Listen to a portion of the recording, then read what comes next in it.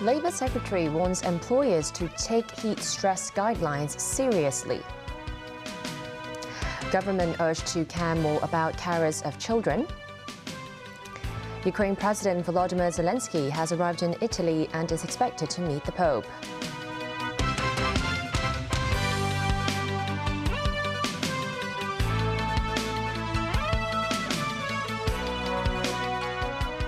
Good evening and welcome to TVB News. The new guidance notes on prevention of heat stress at work will be launched on Monday. Secretary for Labour and Welfare Chris Sun said while the notes are for guidance, he does not rule out the possibility that employers could be prosecuted if they violate guidelines deliberately. Mimo Sengai reports. The Labour Department's new guidance on prevention of heat stress at work will be introduced on Monday. The purpose of the guidance is to protect the well-being of employees under hot working environments and prevent them from getting heat stroke. The notes include 3 levels of heat stress at work warnings: amber, red and black. However, the guidance is advisory and not compulsory. Addressing concerns that the guidelines are too complicated, Secretary for Labour and Welfare Chris Sun said they cover a wide range of scenarios because conditions differ in each workplace. When you look at the risk of heat stroke in workplaces, it varies a lot. So it depends on, of course, depends on weather conditions, but also the very unique situation of each and every workplace and the measures in place is all have a role to play. Sun said there could be potential legal consequences for employers who do not comply with the guidance. Those who have clearly violate the guidance in a very blatant way, we can pursue them by using the employer's general duty under our law. So eventually they are subject to legal punishment. Sun also commented on progress in the government's top talent pass scheme. He said 17,000 applicants have been approved out of 27,000 applications. Mimo Sengai, TVB News. Government Pandemic Advisor Professor David Ho said while the seasonal flu peaked in Hong Kong last month, the recent COVID surge has yet to do so. Speaking on a radio program, Professor Ho said the number of flu cases have decreased since early this month, but he said the COVID situation is different, urging high-risk groups to receive a booster vaccine dose. However, Ho nonetheless believes the reintroduction of a mask mandate and social distancing measures are unnecessary unless new variants emerge leading to high mortality. Zunzi's satirical cartoons, which have come under government criticism on a number of occasions, will stop publication in Hong Kong newspaper Ming Pao from tomorrow. In the cartoon's final edition today, a few rocks with words that read "No democracy element needed" was drawn above a plaque with District Council written on it. Another Zunzi cartoon published in the paper's supplement saw 2 characters waving and walking away with an umbrella under the rain. Ming Pao announced it will stop running the cartoon 2 days ago without offering an explanation. The 40-year-old cartoon that often satired Hong Kong politics has come under government criticism over the past months. Chief Executive John Lee earlier said a media organization that's responsible must consider the message it delivers to the public. An alliance of non-governmental organizations found in a survey that around 74% of child caregivers are full-time housewives from low-income families who often have to take care of children alone. The group urges the government to provide policy support such as subsidies for those families. Vericon Lin reports.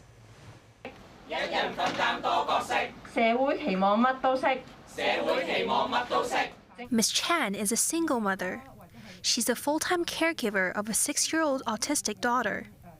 The 2 live in a subdivided flat in Tai Kok Tsui and are kept afloat by the comprehensive social security assistance.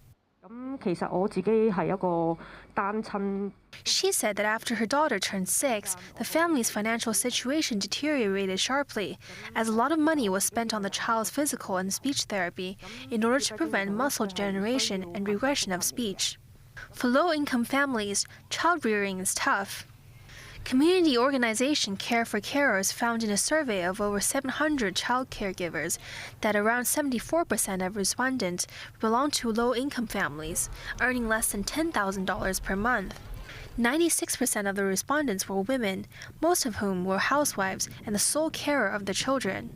Some, just like Ms. Chen, are single parents and have to shoulder the responsibility of raising a child alone. First challenges is their financial difficulties is very big because they don't have enough, because they are grassroots families, so they don't have enough family income, and they need to spend a lot of money on their children. For example, they need to spend money on the training if their children have SEN. The group urges the government to introduce subsidies for child caregivers, especially high-risk groups such as single parents, kids with special needs, and those who have to care for multiple children and/or the elderly.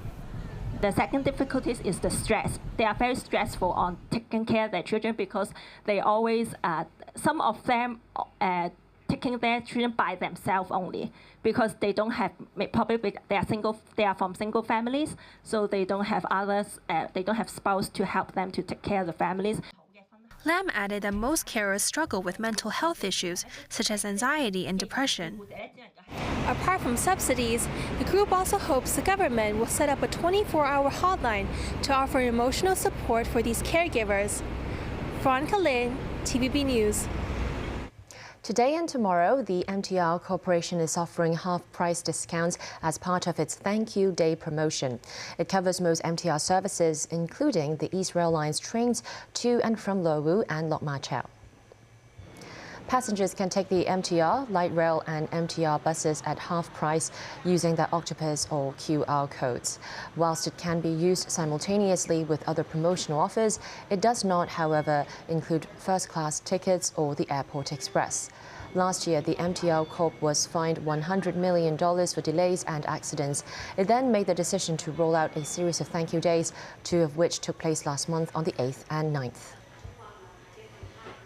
Overseas, Ukrainian President Volodymyr Zelenskyy arrived in Italy for talks with his Prime Minister and President before heading to the Vatican to meet Pope Francis. Meanwhile, Russia acknowledged Friday that its forces have fallen back north of the battlefield city of Bakhmut after a new offensive by Ukraine forces. Tracy Furness has more. The Ukrainian military released footage on Friday showing an offensive unit fighting and capturing territory near the besieged city of Bakhmut. The bodycam footage shows soldiers dismounting an armoured personnel vehicle straight into gunfire. The city's governor, Pavlo Kyrylenko, said the Ukrainian army has had success in the area of Bakhmut. The Ukrainian Ministry of Defence said that their forces have confirmed a 2-kilometre advance in the area. This as drone footage of the devastated city of Marinka in the Donetsk region was posted by the head of the Ukrainian presidential administration, Andrei Yermak, on his Telegram channel on Friday. He writes, Marinka, a town that was destroyed by the Russians. Each such crime has become a historical stain for Russia. And today, Ukrainian President Volodymyr Zelenskyy has arrived in Rome, Italy, amid tight security. He arrived at a military airfield at Rome's Ciampino airport. Italian Foreign Minister Antonio Tajani was on hand to greet him. Zelenskyy will hold talks with President Sergio Mattarella and Prime Minister Giorgia Meloni before visiting the Vatican to see Pope Francis. Meanwhile, the war in Ukraine has become a hot topic ahead of the annual Eurovision Song Contest, which will be held in Liverpool in England this weekend. Ukraine won the contest last year, but is now fighting Russia's invasion, so cannot host the show this year. Ukrainian President Volodymyr Zelenskyy had a speech prepared, but the European Broadcasting Union that runs Eurovision refused to allow it, said that letting Zelenskyy participate would breach the non-political nature of the event. Last year's winners of the Eurovision Song Contest, Ukraine's Kalush Orchestra, defended their president's bid to speak via video link during the show. We think President Zelenskyy is just trying to use all the platforms to talk about Ukraine. And actually, we think he wanted to thank European people, said recording artist Timothy Muzychuk. The BBC has urged the organisers to reverse their decision and let Zelenskyy speak. British Prime Minister Rishi Sunak says it would be fitting for the Ukrainian president to make an address, as the values he is fighting are not political but fundamental. Tracy Furness, TVB News. The US Treasury Secretary and the British Chancellor of the Exchequer have held talks on the sidelines of the G7 finance ministers meeting in Niigata, Japan. Janet Yellen and Jeremy Hunt said there was clear evidence the G7 had limited Russia's ability to ramp up its Ukraine actions. You're absolutely right to start with the abhorrent invasion of Ukraine, where the economic partnership between the UK, the US, European and other countries has had a very significant impact in denting Russia's ability to fund its war operation. Hunt and Yellen also discussed the need to have a better relationship with the Global South to secure more support for them.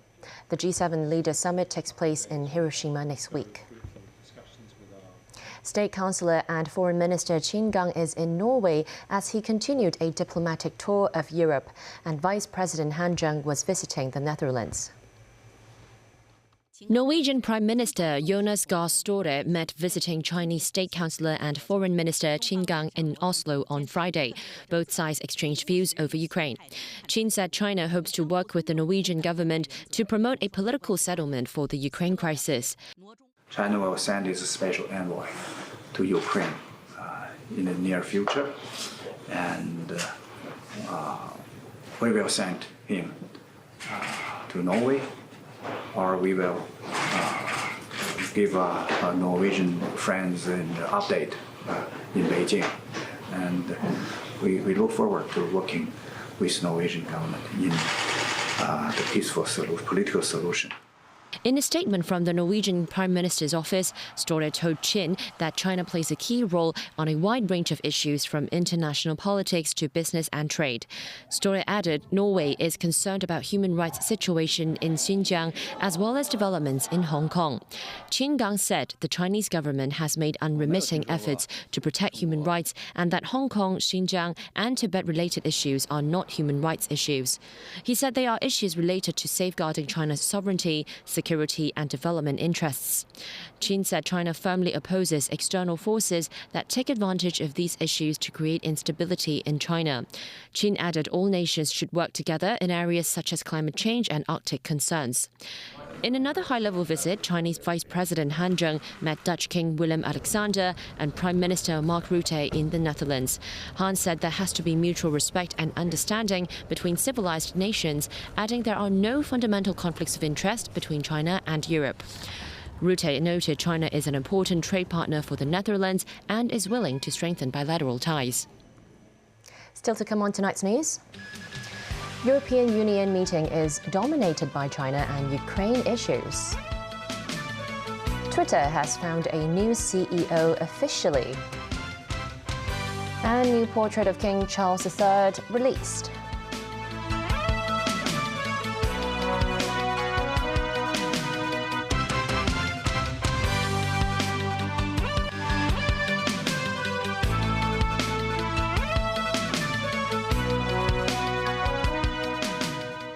Welcome back to TVB News. European Union foreign ministers have held a one-day meeting in Sweden with Ukraine and the influence of China at the top of the agenda. The EU ministers want Beijing to play a bigger role in ending the war in Ukraine. Nazvi Karim has more. European Union ministers agree that China is a global player politically and economically, and that Beijing must be engaged. But at a one-day meeting of EU ministers in Stockholm on Friday, the bloc came to two conclusions regarding China. They want Beijing to use its influence with Russia to end the war with Ukraine. And they want to recalibrate their economic relationship with Beijing without wholesale decoupling. The EU's head of foreign affairs, Josep Borrell, says China cannot expect a normal relationship with the European countries without trying to influence Russia to withdraw from Ukraine. On Ukraine, the European Union-China relations will not develop normally if China doesn't push Russia to withdraw from Ukraine. And we call to China, as a permanent member of the Security Council of the United Nations, to influence over Russia to stop this war and to play a constructive role to achieve a just peace for Ukraine. If I don't like your behavior, you cannot expect to be good friends. It's that simple as that. Before Moscow's invasion of Ukraine, the European Union became heavily dependent on Russian gas. They call this a strategic mistake, which they want to avoid with Beijing, with the EU reliant on China for technologies such as solar panels, telecoms equipment, batteries, raw material and critical minerals. It's rival, partner and competitor. And there's a key word which is engage. We have to engage with China in many fronts, for many different issues, and at the same time we have to compete with China and to decrease our dependencies when these dependencies become too big and so risky. Borrell insisted that the aim was not to decouple the European and Chinese economies, but merely to rebalance the relationship so that the EU can adopt an independent approach to Beijing while maintaining a close relationship with the United States. Foreign Minister Qin Gang recently urged Europe to refrain from politicizing trade and economic cooperation. Nazri Karim, TVB News. In the U.S., thousands of migrants were trying to enter the country at the end of a pandemic-related restrictions known as Title 42, causing widespread chaos and even tragedies. NBC has the story. Tonight, the pressure building on the border and in cities across America. With Title 42 scrapped, a new era of immigration in the U.S. is kicking off with all-time high illegal border crossings. Migrants camping between border walls, crossing rivers, and lining up for hours to be processed. In just the last 3 days, more than 32,000 migrants have crossed illegally. The White House says they're adding thousands of beds to detention centers. But local mayors say they need help now. I'm worried about reaching overcapacity, and the issue we have now is that a lot of the immigrants now do not have the financial resources to leave, to take a bus, to take an airplane. Repatriation flights are landing all over Latin America, but the volume of migrants outpacing the courts and the deportation systems. So Title 42 has come and gone, but the flow of migrants has not stopped. This is El Paso. On the other side of that border is Juarez, and you can see the group of migrants that are being led into this bus to then be processed. And now the White House facing back-to-back legal blows. A federal judge blocking the Biden administration's plan to release migrants into the U.S. with no immigration court date and no way to track them after Florida's attorney general sued. And the ACLU is suing as well, saying a cornerstone of the Biden plan to require migrants to make an appointment before reaching a point of entry is, quote, virtually impossible for asylum-seeking migrants. The lawsuits we are facing, frankly, from both sides of the aisle, clearly demonstrate just how fundamentally broken our immigration system is. And tonight, an investigation underway to figure out how a migrant teen died at a federally contracted facility in Florida housing unaccompanied minors. A person familiar with the matter tells NBC News the 17-year-old Angel Eduardo Maradiaga from Honduras received a clean bill of health on May 5th, but was hospitalized 2 days ago. HHS saying investigators are reviewing all clinical details and are in touch with the family. This as cities across the country are running out of space to house migrants. Just this morning, more buses arriving in New York City from Texas. Elon Musk has confirmed that Linda Yaccarino from U.S. media company Comcast NBC Universal will be the new CEO of Twitter.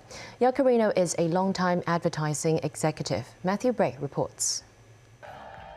Elon Musk announced Friday that Linda Yaccarino will become the new chief executive officer at Twitter. The two met in April at a marketing event in Miami Beach where they sparred over content moderation.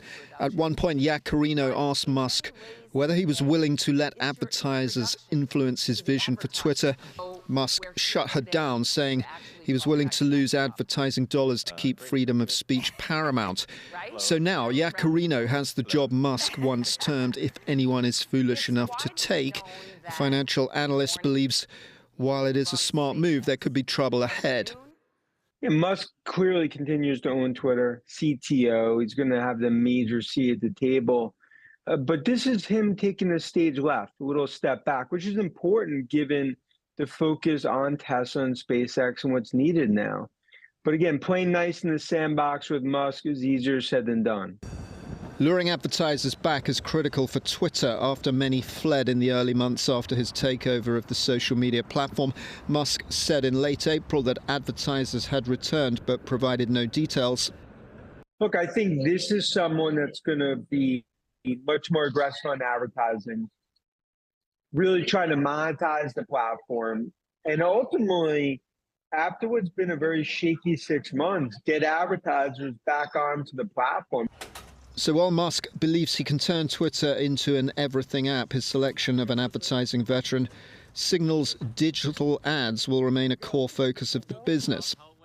I think the biggest problem for Yaccarino is really going to be working alongside Musk himself. Yaccarino and Musk, of course, have a good relationship, but he is mercurial, he is unpredictable, and it's still debatable how much he's actually going to empower Yaccarino to lead the company. Matthew Bray, TVB News. Thailand will go the polls tomorrow after a month of campaigning by the country's political parties. Sunday's vote could potentially usher in a new government for the first time in nearly a decade. Thailand's election workers checked ballot papers and boxes ahead of tomorrow's polls that could see the military's influence rolled back amid expected large gains for the opposition.